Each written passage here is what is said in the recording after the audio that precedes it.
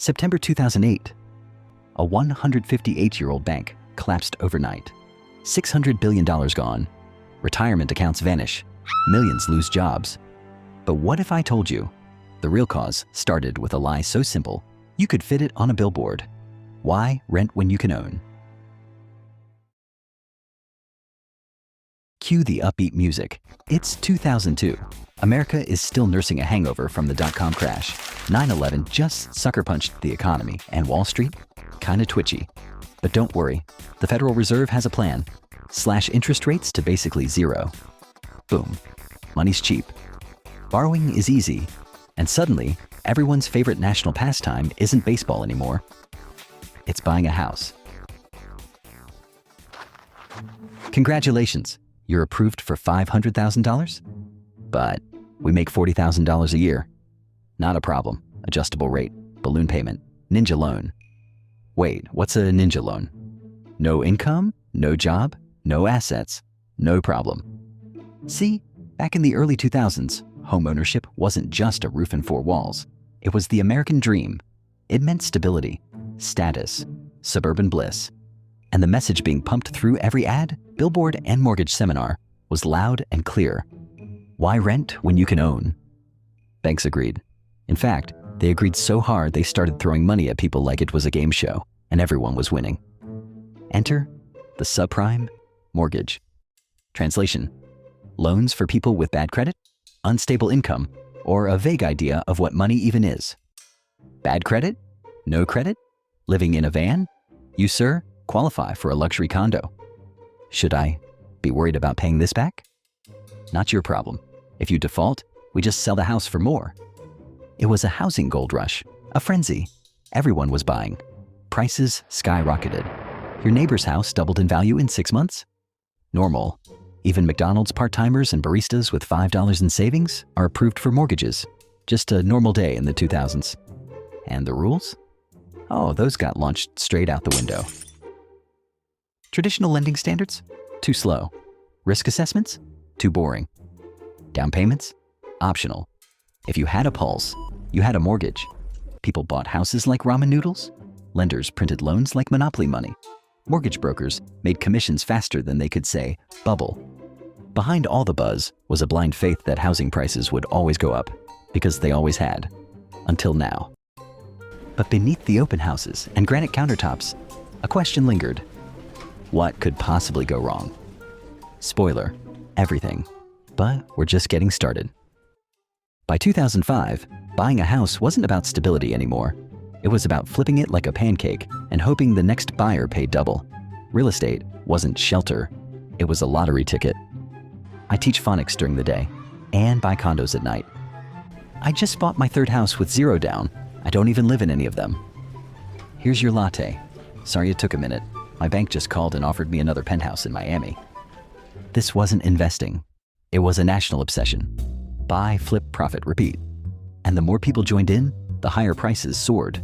The higher they soared, the more people rushed in. It was like trying to put out a fire by throwing gasoline at it, and everyone had a match. But beneath the red-hot exterior, rot? Those subprime mortgages everyone was gorging on? They were bad. Like, actually bad. High risk, low doc, barely verified debt. But Wall Street had a magic trick. They bundled all that junk together, slapped a label on it, and sold it to investors as safe. Introducing mortgage-backed securities. Now with 80% more lies. How do you make toxic loans look like gold? Easy. You get the ratings agencies to call them AAA. This one's got bankrupt baristas and unemployed gym bros. Seems all right. Here's the part they don't put on the brochure. The ratings agencies were getting paid by the banks they were rating. It's like hiring a food critic, then telling them they won't get paid unless they call your raw chicken Michelin-starred. Behind closed doors, the raters knew. This bundle is a sack of shit. But Wall Street wasn't done cooking. They took those shaky mortgage bundles and blended them into something even more complicated. Collateralized debt obligations, CDOs. Through financial alchemy, garbage loans became investment-grade assets. Actually, not everyone was fooled. A handful of investors, oddballs, skeptics, troublemakers, read the fine print. They saw the rot inside the boom. And instead of buying in, they asked a bold question. What if we bet against it? The problem? There was no product that let you do that. So they marched into Wall Street's marble fortresses and said, "These loans are garbage. We want to short them. Can you build something that pays us if they go bust?" You want to bet against the housing market? That's adorable. Fine. You want insurance? We'll write it. You pay us monthly, and when nothing happens, we pocket the premium. Everyone wins, especially us. I mean, it's not like the whole system's gonna collapse, right? Wall Street smelled easy money. They didn't believe the investors. But they loved the idea of collecting steady fees on something they thought could never fail. So they got to work and cooked up the thing that would eventually blow up the world economy. Credit default swaps, insurance contracts that paid out if those mortgage-backed investments went bad. The weird thing is, you didn't have to own the investment to buy the insurance. It was like buying life insurance on your neighbor's grandma and rooting for her to slip from the stairs tomorrow. The whole system was a Jenga tower made of lies and leverage. Every block, a bad mortgage. Every layer, a bigger, riskier bet. And at the very top, cheers to another record bonus. Who needs ethics when easy money is flowing? Whistleblowers were ignored. Regulators were dozing off. And the people in charge? Too rich to care. Too greedy to stop.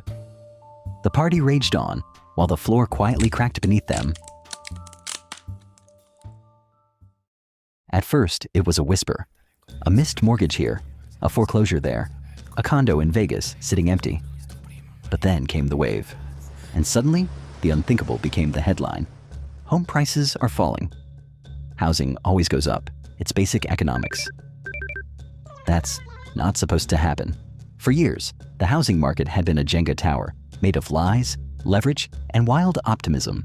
But in 2007, someone pulled the wrong block.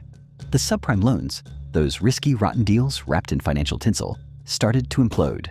And the mortgage-backed securities built on them? Yeah, they were ticking time bombs. And they exploded. Banks that had stuffed their portfolios with safe assets suddenly realized they were holding radioactive garbage. The AAA-rated bundles? Actually, financial plutonium. We can't sell this junk. Then mark it to zero. But that means, yeah, we're screwed. Panic spread like wildfire. Hedge funds, bleeding, investment banks, slashing billions in losses. And then, boom, Lehman Brothers, a 158-year-old institution, gone.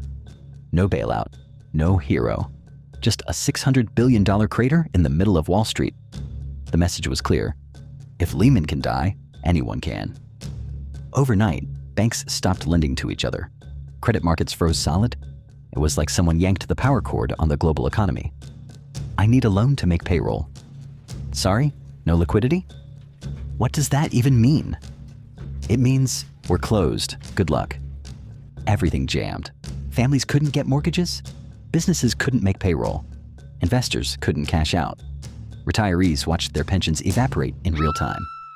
401ks, toast, life savings, gone, job market, vaporized. By late 2008, it was full collapse mode. Millions unemployed. Foreclosures through the roof. Eviction notices stacked like junk mail. Soup kitchens, a place where food is offered to hungry and homeless people, couldn't keep up. Unemployment offices looked like disaster relief camps. This wasn't just Wall Street burning. This was Main Street in freefall. And it didn't stop at the US border. Iceland's major banks collapse. Tokyo stocks plummet. European leaders scrambled to respond. From London to Reykjavik, Tokyo to Sao Paulo, markets crashed, banks buckled, global economies spiraled. The question was no longer, who's next? It was, is the entire system broken? The Great Recession had officially begun. The US government had one impossible choice. Let it all burn, or throw billions of taxpayer dollars to the very guys who lit the match. October 2008, they picked the latter one. I need $700 billion. For what? To shovel into burning banks before the whole thing explodes. Enter TARP, the Troubled Asset Relief Program. Basically, they were giving Wall Street a $700 billion pillow to fall on. Why? Because the banks were too big to fail. Let them collapse, and they'd take down the global economy. So the government did what it had to do. They started chucking money out of helicopters. Seriously. Loans, bailouts, stock purchases? It didn't matter what form it took. If your balance sheet had smoke coming out of it, Uncle Sam brought the fire hose. But it wasn't just banks getting the golden treatment. AIG, the insurance giant that bet trillions on garbage, got over $180 billion in aid. Even GM and Chrysler, car companies, got $80 billion. It was triage on a scale no one had seen since the Great Depression. Meanwhile, over at the Fed, Ben Bernanke was busy rewriting the rules of economics with a money cannon. Interest rates? Sliced to near zero. Borrowing? Basically free. And then came the big one, quantitative easing, which means the Fed started printing money out of thin air to buy bonds and mortgage junk. Think of it as patching the Titanic with $100 bills. Don't worry, let me cook. And guess what? It kinda worked. Markets calmed down. Banks unclenched. The stock market bottomed out in March 2009 and started crawling back. Wall Street exhaled. But Main Street? Still choking on smoke. The aftermath was brutal. Unemployment hit 10%. 8 million jobs gone. 4 million homes foreclosed. $19 trillion in household wealth vanished. Families that had never missed a payment suddenly owed more on their homes than the homes were worth, and people were pissed. Wall Street bonuses are back. I just got evicted, and they get a bonus. The people who caused the collapse got bailed out. The people who lived through it got pink slips and food stamps. Wall Street popped champagne. Main Street stood in line for soup. And then came the rage. 2011, Zuccotti Park, New York City. Thousands gather, tents, drums, cardboard signs. One reads, "We are the 99%. It wasn't just about bailouts anymore. It was about a system rigged to protect the powerful, privatized profits, socialized losses, and a total absence of justice. No major Wall Street CEO went to jail. No handcuffs, no perp walks, just golden parachutes and quiet retirements. The system survived, but trust burned to the ground. A generation grew up knowing, when the banks mess up, they get rescued. When you mess up, you get wrecked. Because if 2008 taught us anything, it's that the next crisis doesn't look like the last one. It looks harmless, profitable, inevitable, until it isn't.